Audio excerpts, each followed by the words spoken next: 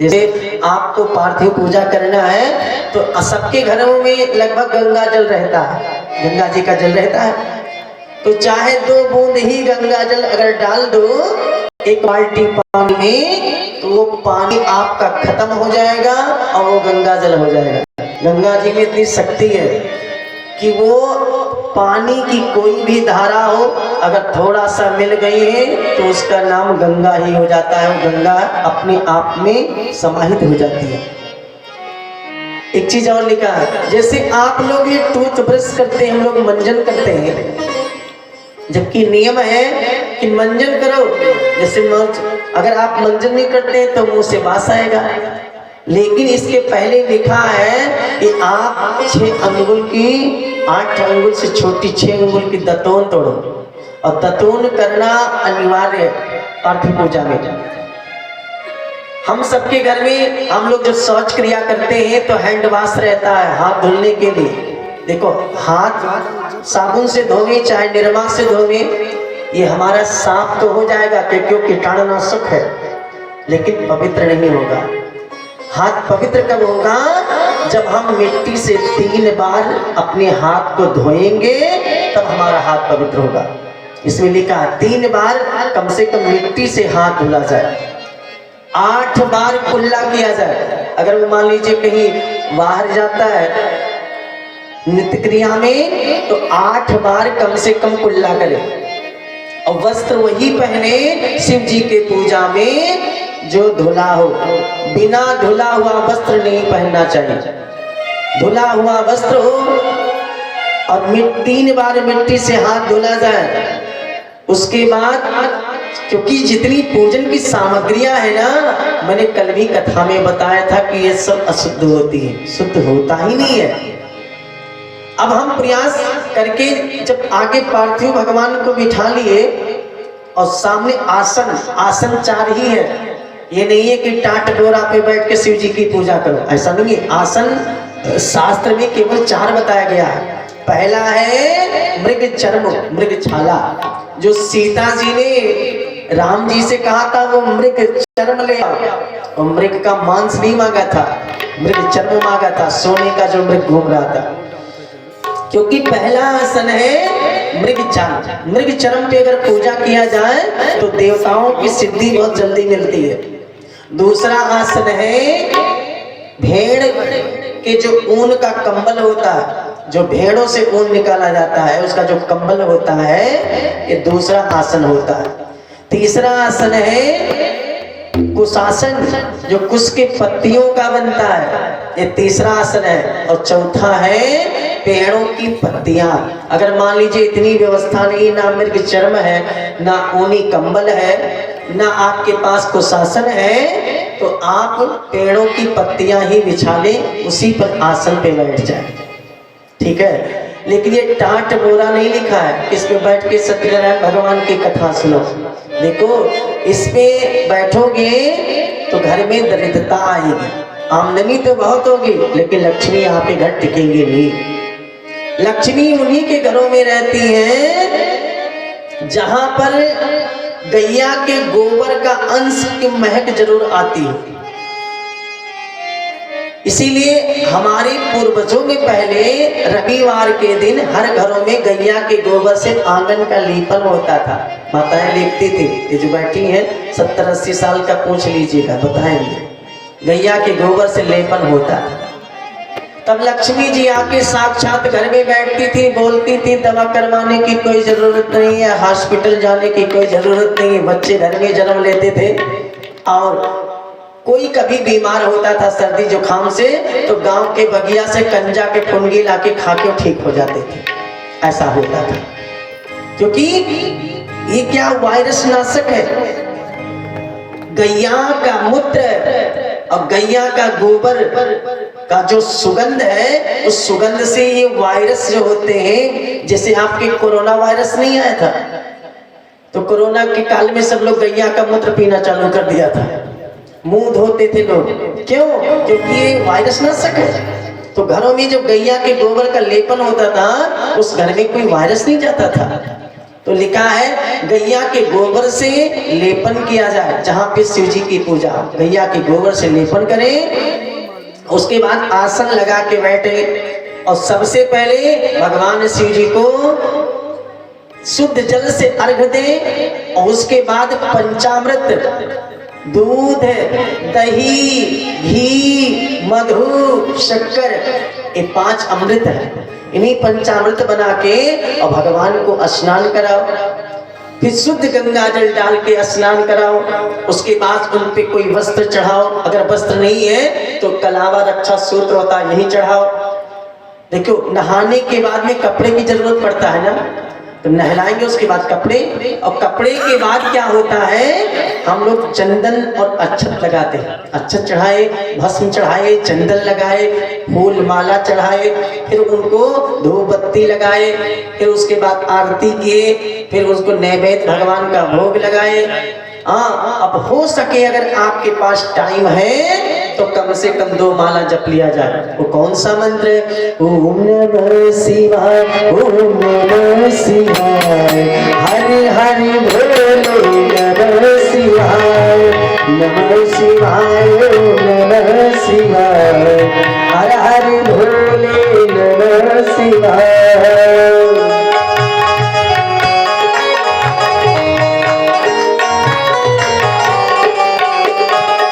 नमः शिवाय, नमः शिवाय, हर हर भोले नमः शिवाय, नमः शिवाय, नमः शिवाय, हर हर भोले नमः शिवाय, ओम नमः शिवाय, ओम नमः शिवाय, हर हर भोले नमः शिवाय, नमः शिवाय, ओम नमः शिवाय, हर हर भोले।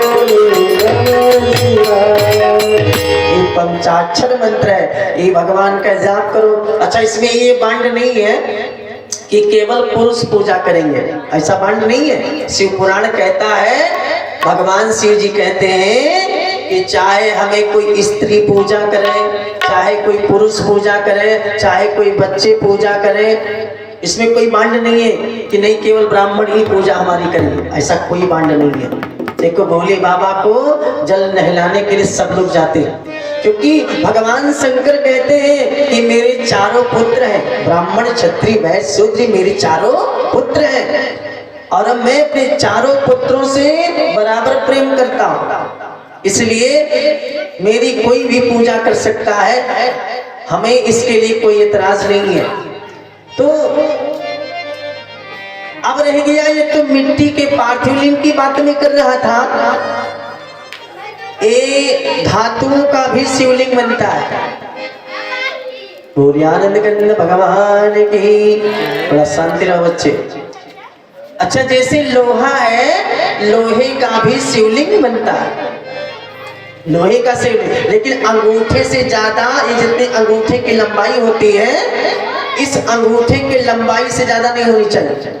जैसे कापर का शिवलिंग होता है, चांदी का शिवलिंग होता है, और कापर सोने का शिवलिंग होता है, लेकिन सबसे बड़ी नहीं होना चाहिए। अपने घरों में अगर मूर्ति रख के पूजा करना है घर के अंदर, तो अंगूठे के बराबर ही शिवलिंग होना चाहिए, अंगूठे से उस पार नहीं होना चाहिए। अगर मान लीजिए कि आपके 8 अंगुल से अधिक शिवलिंग है, 6 अंगुल से अधिक है, तब महाराज आपको फिर स्थापना करवाना पड़ेगा, वो भी घर के बाहर। आप घर में नहीं रख सकते, तब घर के बाहर स्थापना करना पड़ेगा। ये भोले बाबा देखो यहाँ बाहर बैठे हैं, घर में नहीं रह सकते थे। इनको भी ठंडी लगती है, इनको गर्मी लगती है, इनको भी हो सकता है पानी बरसात में भीगते हो, लेकिन भगवान बाहर क्यों रहते हैं? ये सोचते हैं ना कि किसी के घर में रहूंगा तो केवल उन्हीं के परिवार का कल्याण करूंगा, और जब मैं बाहर रहूंगा ना तो हमसे पशु पक्षी मनुष्य देवता गंधर्व सब हमसे मिलेंगे, क्योंकि खुले आसमान के नीचे रहूंगा। अब कोई भी वक्त आ सकता है, कभी भी हमसे मिल सकता। बताओ, सब घरों में देखो दरवाजा लगा है, रात्रि में प्रवेश वर्जित, गेट बंद। उनके पास में कोई गेट लगा है? नहीं लगा। ये कहते हैं जब इच्छा हो तब आओ, चाहे रात में आओ चाहे दिन में आओ, जब तुम्हें मौका मिले तब हमसे मिलो, हम आराम से इसीलिए बाहर बैठे हुए हैं। बोलिए शंकर भगवान की। देखो कितना प्रेम करते हैं, इसलिए कहा गया है कि तेरे नाम बड़े भोले भाले, तेरी महिमा जगत में निराले, तेरे नाम बड़े प्यारे भोले। मीठी मीठी तालियां भाव से होगा।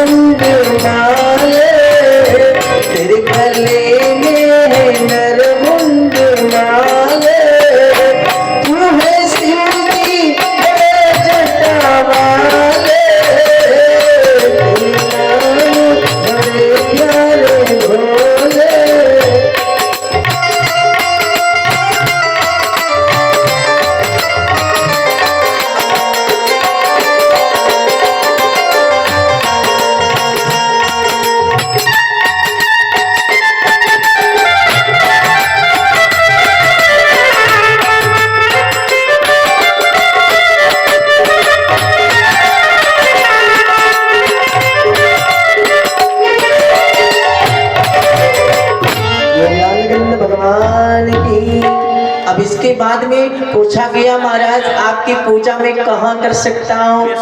तो नंदकेश्वर महाराज सनत कुमार जी से कहने लगे कि भगवान शिव जी की पूजा जहाँ पे करोगे वही शिव क्षेत्र हो जाएगा। ये कैसे? ये यहाँ पे भगवान शिव जी का शिवलिंग है और यहाँ से लेके 1000 हाथ की दूरी तक, 1000 हाथ की दूरी तक मतलब 1 किलोमीटर, 1000 हाथ की दूरी तक ये क्या मान लिया जाएगा? शिव क्षेत्र। इसमें जो भी आदमी शयन करेगा, भोजन करेगा, उसका लिखा जाएगा कि शिव क्षेत्र में भोजन हुआ। ये शिव क्षेत्र है।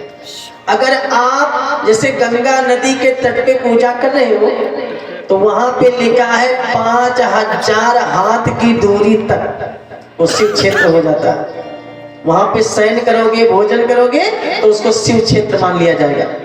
ये शास्त्र मानता है। यमुना नदी के किनारे अगर भगवान शिव जी की पूजा हो रही है तो 500 हाथ की दूरी तक मतलब आधा किलोमीटर चारों तरफ शिव क्षेत्र हो जाएगा। वो शिव जी का क्षेत्र माना जाएगा।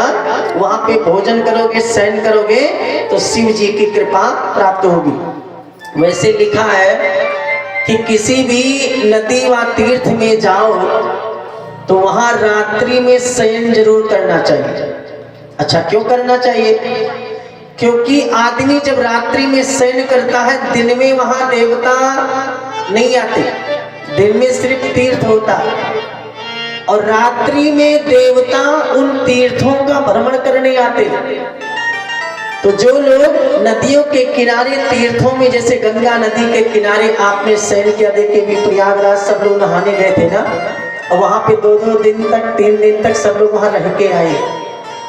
तो जितने लोग वहां रात्रि में ठहरे, इन सबको भगवान के अंश भूतवा कृपा मिलती है। इसलिए कभी भी जाओ गंगा नहाने या यमुना नहाने, या हम जाते हैं 4 धाम यात्रा, तो इसीलिए उसका नियम है कि रात्रि का शयन वहां किया जाता है, तीर्थों में शयन किया जाता है, ताकि ईश्वर की सत्ता प्राप्त हो।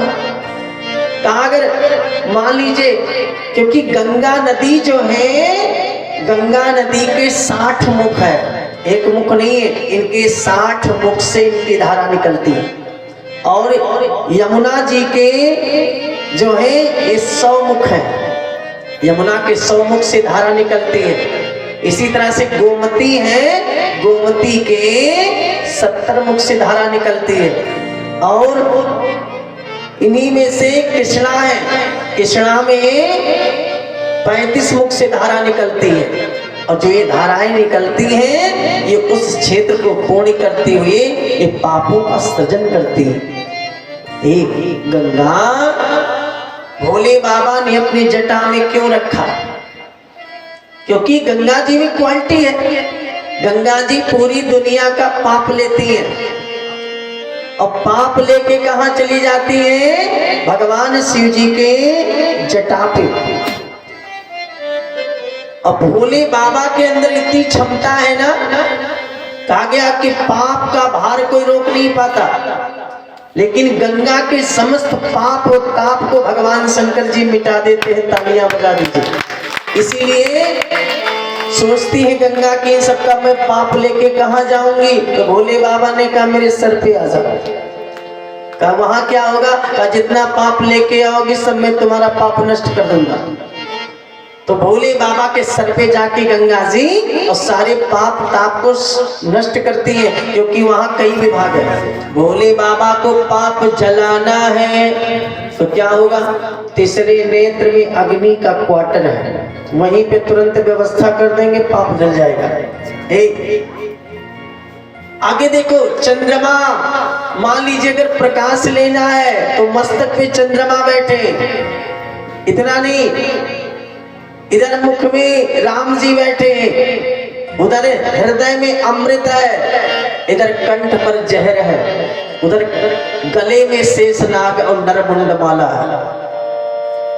इतने लोग वहां भगवान शिव जी के पास में है, तब भगवान भोले बाबा देवता है। तालियां बजनी चाहिए, तब देवता। इतने लोग हैं। एक कवि ने अपना भाव डाला कि बन में पहाड़ पर, बन में पहाड़ पर अजब बना के घर, दुनिया रमावेले बिछा के मृग छाया, भोला राम नाम के। दुनिया रमावेले बिछा के मृग छाला, भोला राम नाम के। जप कर ले विशाला, भोला राम नाम के। जप कर ले विशाला, भोला राम नाम के। तालियां हो गए।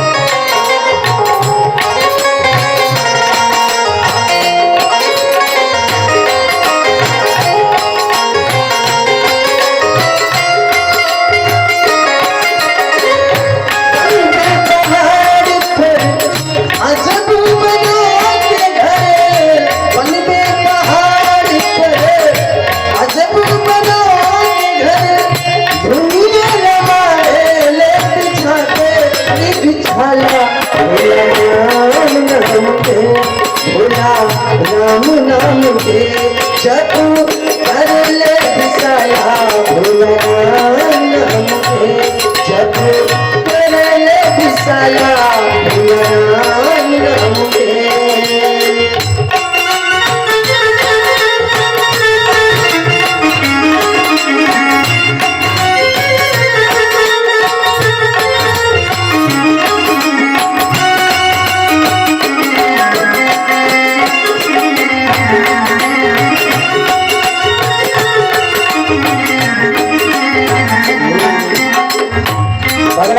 जी कहाँ रहते हैं? कैलाश पर्वत पर। अब कैलाश पर्वत पे ऑक्सीजन नहीं है। क्यों नहीं है? क्योंकि वहां सूर्य भगवान का किरण नहीं पहुंचता। कि वह नहीं छाँव धूप सूरज रहने चूप, वह नहीं छाँव धूप सूरज रहने चूप। पर्वत लगे जैसे, पर्वत लगे जैसे, बर्फ से पाला होला नाम नाम के। वहाँ हमेशा बर्फ रहता है।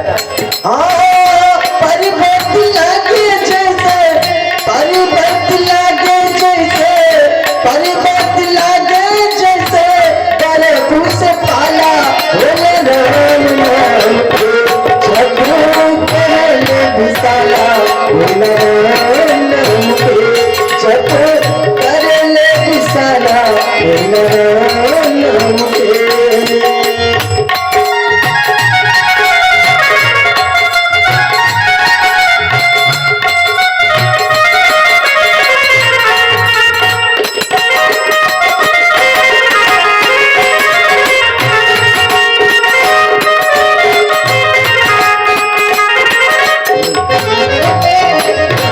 भगवान शंकर कितने परिवार हैं? 5।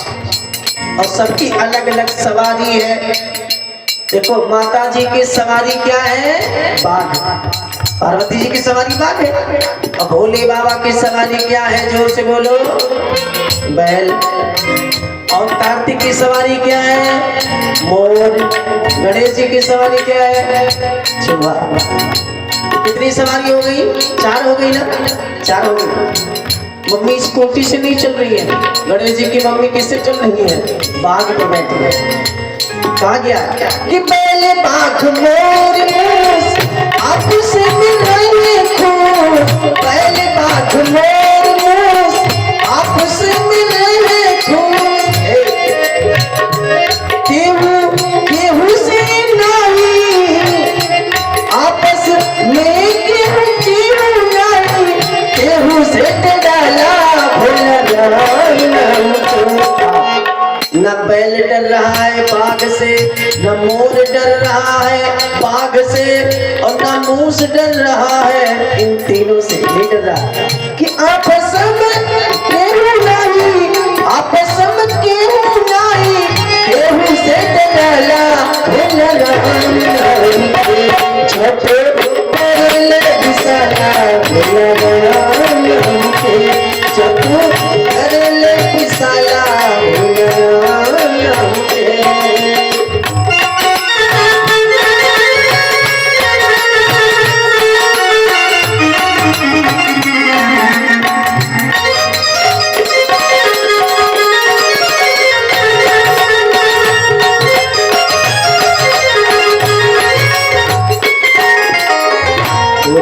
भगवान की। इसलिए अब ये पाप सब गंगा जी के पास गया।